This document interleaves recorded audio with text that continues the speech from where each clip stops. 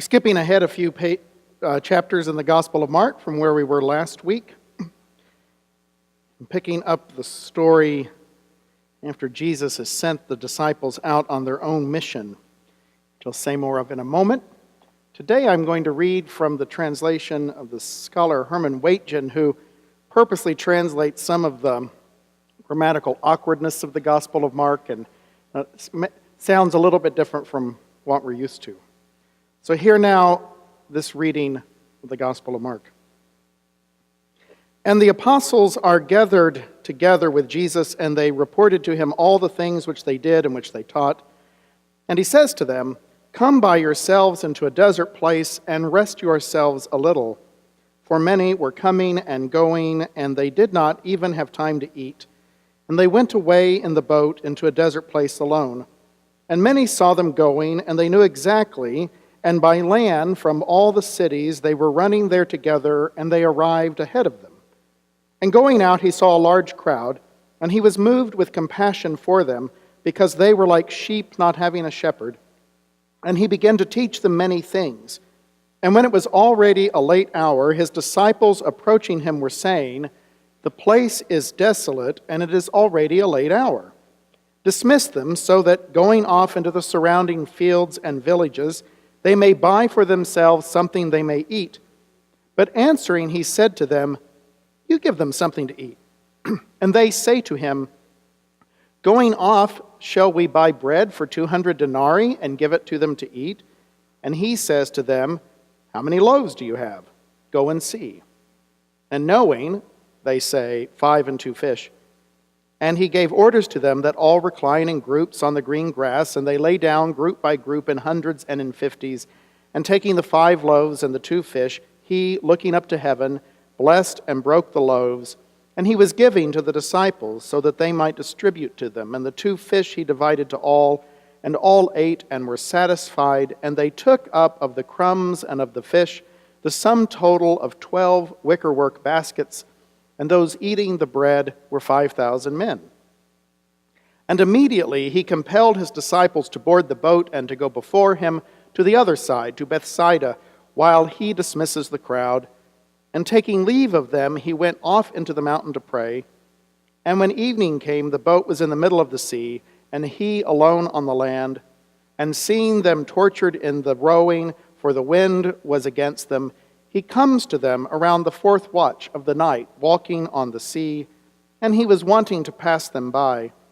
But seeing him walking on the sea, they thought that he is a ghost, and they cried out, for all saw him and were in an uproar. But he immediately spoke with them and says to them, "Keep on being courageous. I am. Stop being afraid." And he went up to them into the boat, and the wind ceased. And in themselves they went absolutely out of their minds, for they did not understand about the loaves, but their hearts had been hardened. And crossing over to the land, they came to Gennesaret, and they anchored. And as they disembarked from the boat, immediately the ones recognizing him ran around that whole region and began to bear the sick on mats to where they were hearing that he is. And wherever he was entering into villages or into cities or into fields, they placed the sick in the marketplaces. And they were begging him that they might touch even the fringe of his cloak, and as many as touched him were saved. For the word of God in Scripture, for the word of God among us, for the word of God within us, thanks be to God. Fear is a theme that runs throughout the Gospel of Mark. And in this story, the disciples' fear gets in the way of their understanding who Jesus is and what he is doing. As I said, we've skipped a few passages since last week's sermon, and in those stories, Jesus calms the storm on the sea, casts some demons into pigs, heals a woman of a 12-year hemorrhage, raises an apparent dead girl from death, and all of that witnessed by the disciples. Jesus also sent them out on their own mission. They went 2 by 2 in order to spread the message. They were given the power to heal and to cast out demons. But it's interesting that no stories are told to us about their time away from Jesus and whether or not they were successful. But you might think that after all of Jesus' teaching and all of his actions, and even having sent them out on their internship, that the disciples would be farther along in understanding who he is and what he is doing, but they aren't. First is this famous story of the feeding of the 5,000. Jesus and his disciples go into the wilderness to get away from the crowds, but now the crowds have followed them even here, and so Jesus teaches them. The disciples are anxious. They didn't plan to feed all of these people, but they keep forgetting what Jesus has already taught them. When he sent them out on their own mission, he told them not to take any money or any bread, but to rely upon the hospitality and the generosity of the people they were ministering to. You see, Jesus is creating a new social order rooted in a new family, a table fellowship of radical hospitality. The instructions for the mission were meant to teach the disciples to let go of their anxiety, to trust in the kindness of strangers and the provision of God. Apparently, they've failed, because now they're pretty anxious. They also seem to have some money and some bread squirreled away. And so you might miss the irony of them possessing two things that Jesus earlier specifically told them not to have. But Jesus then tries to show that you can trust in God's provision and in the hospitality and generosity of the crowd, as more than enough food is produced to feed the masses. The message of this story is quit worrying. And then we get on a boat again. Jesus already calmed one storm for them. In that story, Jesus questioned the disciples and said, "Why are you afraid?" Yet here they are once again in the boat, in the storm, facing the forces of chaos and disorder, and they are once again afraid. Afraid because they fail to understand, afraid because their hearts are hard. Even those closest to Jesus are incapable of understanding what he's doing. And so Mark keeps at this theme over and over, which should prompt us as readers to ask, what keeps us from understanding Jesus? What might we be afraid of? So even as a kid, I was fascinated by people's history and their stories. At family gatherings, I would ask all of my relatives about their experience. And I remember talking various times to my great-aunt Lavina, who liked to tell some of those stories. She talked about how when during the Great Depression came, my great-grandparents loaded up all of the 6 kids onto the Model T and all of their belongings. And as she told it, she said it was like the Grapes of Wrath or the Beverly Hillbillies. And she would laugh. Now, they traveled the country looking for work. They never made it all the way to California. She also told how when they were in Colorado, the Model T with everything on it wouldn't make it up the slope, so everybody had to get off and they had to carry things so that the car could make it up the hills. Your family probably has your own depression stories. By 1933, 1/4 of the American workforce was unemployed. Industrial production had dropped by 50%. The banking system was on the verge of complete collapse, and at least 2 million people were homeless. Franklin Delano Roosevelt, the newly elected president, saw the Depression as a matter of confidence. People had stopped spending, investing, employing labor because they were afraid to. And so he set out to restore confidence. Roosevelt was convinced that the most serious problem facing the country wasn't the economic crisis, but the fear. And so in his famous first inaugural address, he rose to speak to the people with candor and decision. He realized that it was in fact a moment of opportunity for which the country could learn and be transformed.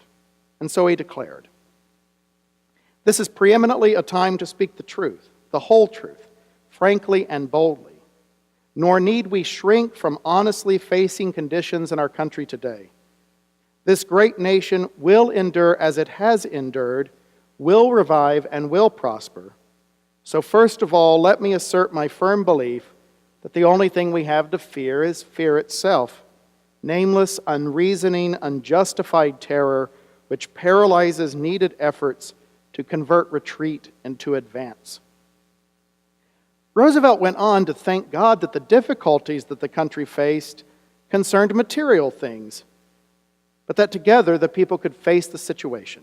Yes, it was a dark time, but compared with the perils which our forefathers conquered because they believed and were not afraid, we have still much to be thankful for.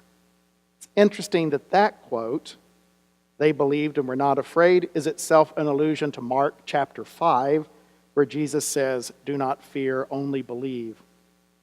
Roosevelt claimed that the country's problems had originated in the unscrupulous practices of its economic leaders. They'd been a generation of self-seekers. These leaders have no vision, and where there is no vision, the people perish.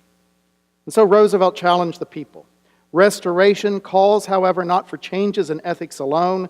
This nation asks for action, and action now. The situation called for courage and devotion. Roosevelt intended to act boldly and called for the people's support.